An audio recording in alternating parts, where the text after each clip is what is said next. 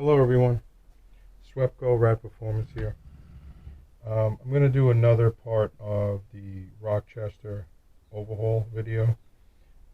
This video is going to go over the part throttle adjustment. And if you get a Rochester from the mid 70s, like this one's a 1705 from the numbers on the side here, you could break down the era that the carburetor came out. Normally the mid to late 70s, even the early 80s, prior to the electronics, all have the ability for the adjustment of the part throttle. If you look at the air horn, there'll be a off color. It looks almost like a slug, like they put a plug in here, right on the back side, right there, that you can hit out and then tap it. I got a kit here for it. You can tap this out, and basically it aligns just behind where the needle and seat goes, and it looks like a adjustment screw. So it goes in and has a spring, a threaded screw, and if you use a Schrader valve or a larger style Schrader valve tool, it literally threads in. And normally when this is put in from the factory, it's tuned specifically for the vehicle, and then the air horn goes on and you can't adjust it. It has this slug here, like I said. So we're going to be punching that out, tapping it, and putting in a threaded plug that as the car is running, you'll be able to take that out and stick in your adjustment screw and then tune it for the part throttle tip-in. So as the float, see if I'll grab the old one here. As the float is in here, and you have the metering rods, the primary metering rods. Let me see if I can find those here. And it has the power piston. Power piston fits in the front.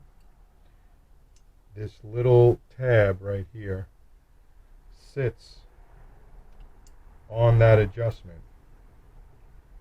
and so as this is with vacuum, this is going up and down with the metering rods, you could adjust this higher or lower, and it will enrichen the circuit if it's higher, and it'll lean it out if it's lower. So basically, if it's up, it prevents the metering rods from plugging the holes all the way. And at part throttle with the part vacuum, this will lift, and this will enable it to just lift a little higher. And it will aid in part throttle, and it's, if you have the tunability, you might as well access it and use it, especially if the carburetors are going to be used for a different application other than stock. And most are. This will be used for a performance street application, which is why I'm going to take the time, knock out the plug and thread it, and then when I insert this, I'll be able to go through the air horn and then tune this.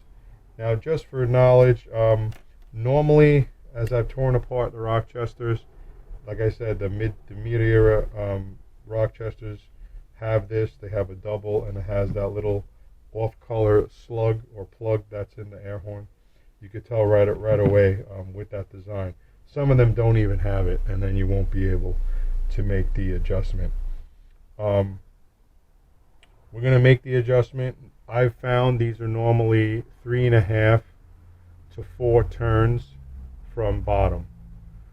So if you're overhauling it and you're not sure, or maybe someone overhauled it for you and there's something wrong with the part throttle and the way the car is running, this is a good check.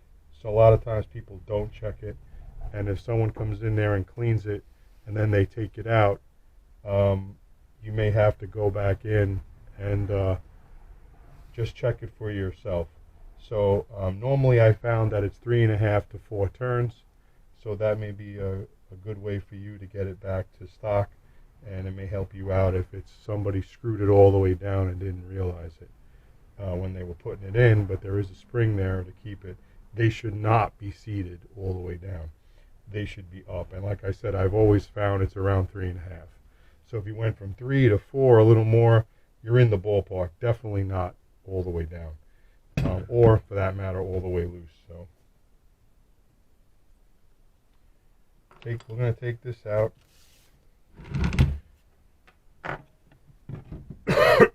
So as I said, the slug is right here, and there's a plug. We're going to hit that out from this side. I'm going to try to be delicate with it, but it should pop out.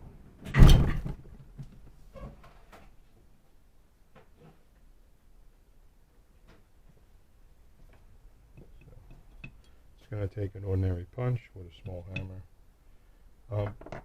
You could take a piece of wood, actually, I normally use. Let me see if I have one here. It just kind of softens it up for when you're hitting on it. No effort, as you saw. So this is a little slug that GM used. And like I said, you could tell right away at the swap meet. There'll be a discoloration. These are normally a little more gold. After I cleaned this, a lot of the gold came out. It'll be a little more gold. This is a little more silver. And you could tell right away it's a perfect circle. It has this area here. And like I said, normally when you look at the carbs, if it's a 17 instead of a 7, it starts with a 17. They were the mid-70s. I think I mentioned in previous videos, I love those style carburetors. You can do a lot more with it with the tunability and the available of the aftermarket. And you can put them on any vehicle. So right now we got that out, very easy, with a light tap on it.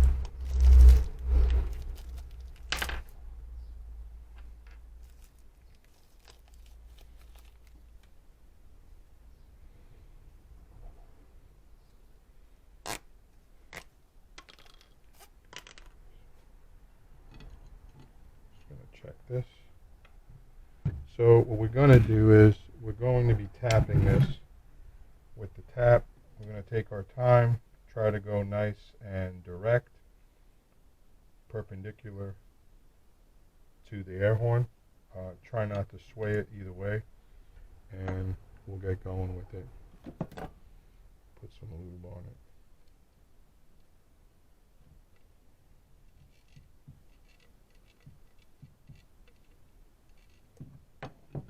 You can use grease. Grease will keep the filings tight away from it. This is just straight weight, 40 weight oil. So that should be fine.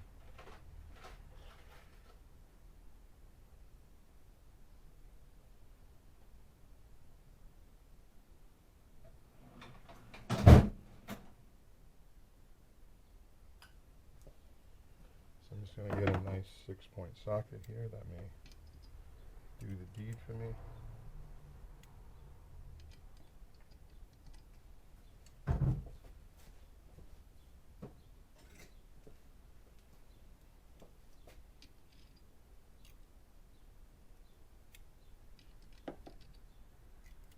Nope, needs another one.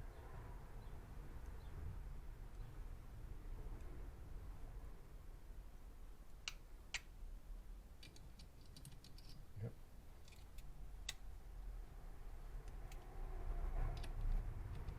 Nothing wants to cooperate today. Okay.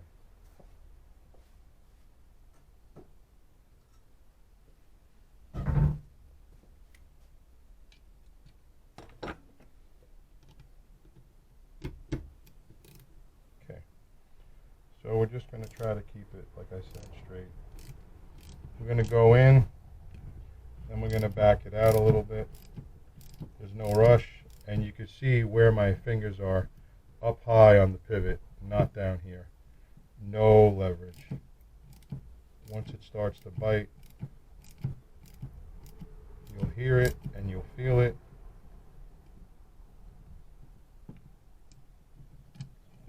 lock it back. We'll take it back out.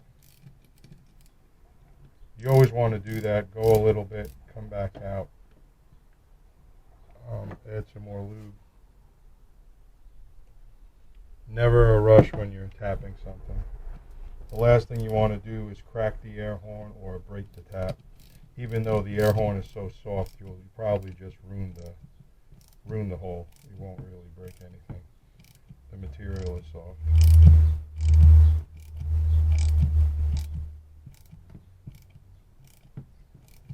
You can see from down here it's poking through. And there's very little resistance once it gets to that through point. We'll still back it up. There you go.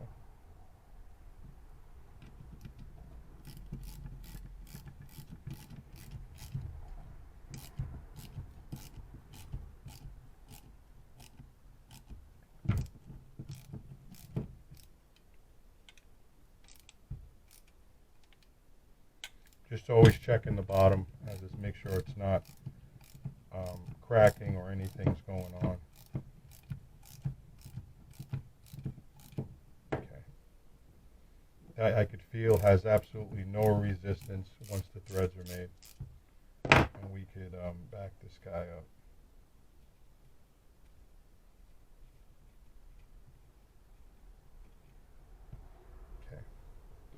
So I don't know if you can see it there with the angle, but that's full threads all the way down. Just going to get a little towel.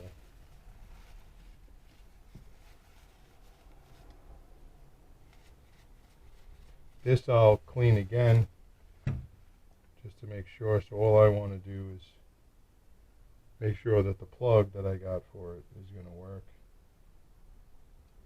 And it goes in right away with finger tight. So there you go.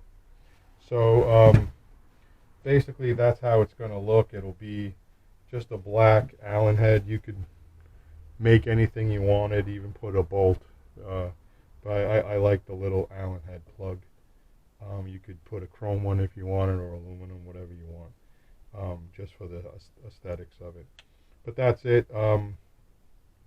This is sealed with the carburetor gasket. So as it seats, I'll show you the old one. It's broken, but I'll show it to you. You have the holes cut out here.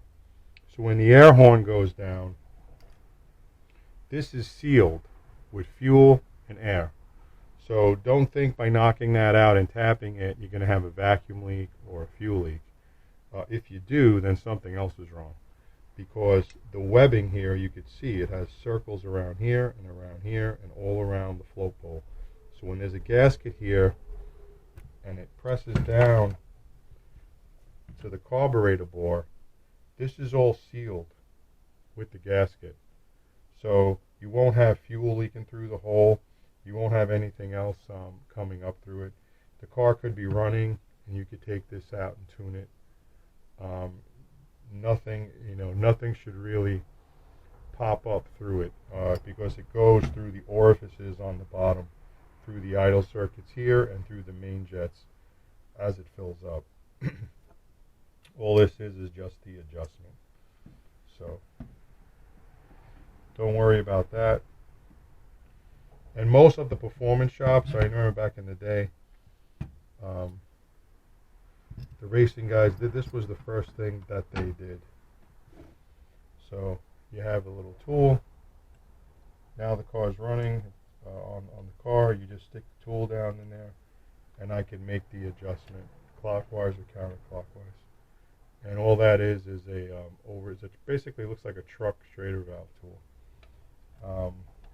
because the passenger cars are smaller. And that's really it. And then you could tune it that way, clockwise down and counterclockwise. And then you could take your plug and you could put the plug back in. So there you go.